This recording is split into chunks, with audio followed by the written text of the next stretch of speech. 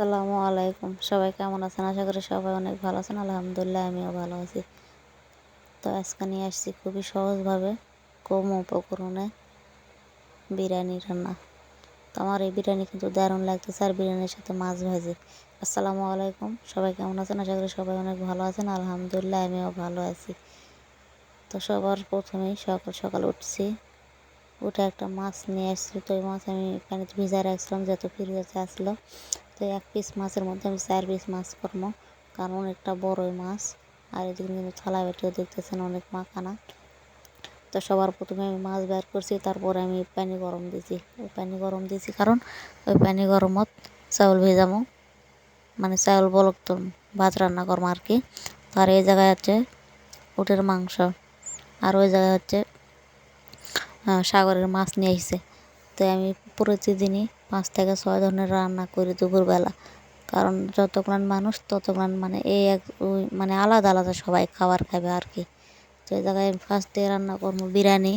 আর মাছ কিন্তু আমি কিন্তু লবণ হলুদ মরিচ দিয়ে, কিন্তু মরিচ তো খাই না, হলুদ লবণ লেবু তো এগুলান দিয়ে কিন্তু মাখায় রাখছি। তো যেহেতু আমার ভাত হয়ে গেছে, ভাতে আমি ছাকনা দিছি, দেওয়ার কারণে এখন এই যে ময় মশলা কষে নেবো। ময় মশলা কষা নেওয়ার পরে এই জায়গাতে আবার ভাত দেবো। তো আপনারা সবাই দেখে থাকুন। আর ময় মশলা কিন্তু অবশ্যই কিন্তু ভালোভাবে অল্প একটু পানি দিয়ে কিন্তু কষিয়ে নেওয়া লাগবে, তাছাড়া কিন্তু পোলাটা কিন্তু একদমই ভালো হবে না। পোলাও বলেন বা বিরিয়ানিও বলেন,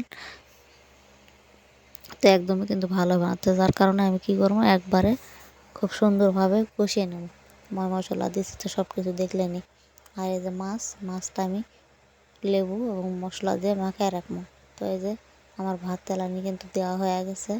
তো দেখুন ভাতের উপর আমি কালারের মানে খাবারের রং দিয়েছি, কত সুন্দর লাগতেছে। তার উপর আবার দেবো পেঁয়াজ ভাজা, তাহলে দেখতে কতটা যে সুন্দর লাগবে সেটা তো আপনারা ভালোই বুঝতেছেন। তো এই যে মাছ আমি এখানে মাখিয়ে রাখছি, আর অবশ্যই কিন্তু 10-15 মিনিট আগে মাছটা মাখিয়ে রাখলে হবে কি, মাছের ভিতরে যে ময় মশলা সেটা কিন্তু খুবই ভালোভাবে মিক্সড হবে। তো এই যেখানে আমি পেঁয়াজ ভাজা নিয়ে আমি এখন বিরিয়ানির উপর দিয়ে দেবো। বিরিয়ানি বা পোলা যায় যেটা বলেন।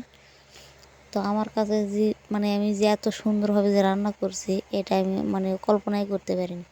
আর মাশাআল্লাহ আমার কাছে অনেক অনেক সুন্দর লাগছে। জানি না আপনাদের কাছে কার কাছে কেমন লাগবে। তো আমার কাছে যেহেতু ভালো লাগছে, আশা করি আপনাদের কাছেও ভালো লাগবে। তো আপনারা দেখতে থাকুন আমি কীভাবে কী রান্না করি। আর আমার ভাত রান্না ঘর দেখেন কীভাবে অগোছানো আছে। রান্না করার পর সব কিছু আমি গোছাবো। তো এই যে আমার পেঁয়াজ ভাজা হয়েছে, এখন আমি ভাতের উপর সুন্দরভাবে বিছিয়ে দিই। দিলে কী হবে, দেখতে কিন্তু অনেক সুন্দর লাগবে। তো শুধু বিরিয়ানি আর মাছ ভাজা, তো পোলাওর সাথে এই মাছ ভাজা কে খাইছেন অবশ্যই কিন্তু কমেন্ট করে জানাবেন। আমার কাছে কিন্তু দারুণ লাগে। আর অবশ্যই মাছটা কিন্তু মচমচে ভাজি হওয়া লাগবে। মচমচে ভাজি হলে বিরিয়ানি খেতে অনেক স্বাদ। আর হ্যাঁ, এর উপর কিন্তু আমি কিন্তু গরম ঘি দেবো। গরম ঘি দিলেও কি দারুণ একটা গন্ধ ঘ্রাণ, এটা তো বলাই যাবে না। তো মাশাআল্লাহ আমার সব কিছু রান্না দেখুন হয়ে গেছে। তো এখন আমি আমার ম্যাডামের জন্য লবণ ছাড়া 2 মিশিঙে মাছ বসাবো। তো আপনারা দেখতে থাকুন। তো জানি না কতটা আমার ভিডিওটা আগাতে পারবে, আর আমি শুরু থেকে A to Z দেখাতে পারি না, কারণ আমি মনের বাড়িতে কাজ করে বোঝেনি। তো কাজের ফাঁকে যা হয় সুযোগে ভিডিও বানাই। তো এই জায়গায় আমার মামার জন্য খাবার নিছি, তার মামা খাওয়াই দেবো। তো আপনারা সবাই ভালো থাকুন, সুস্থ থাকুন। দেখা হবে আবার অন্য কোনো একটা ভিডিও।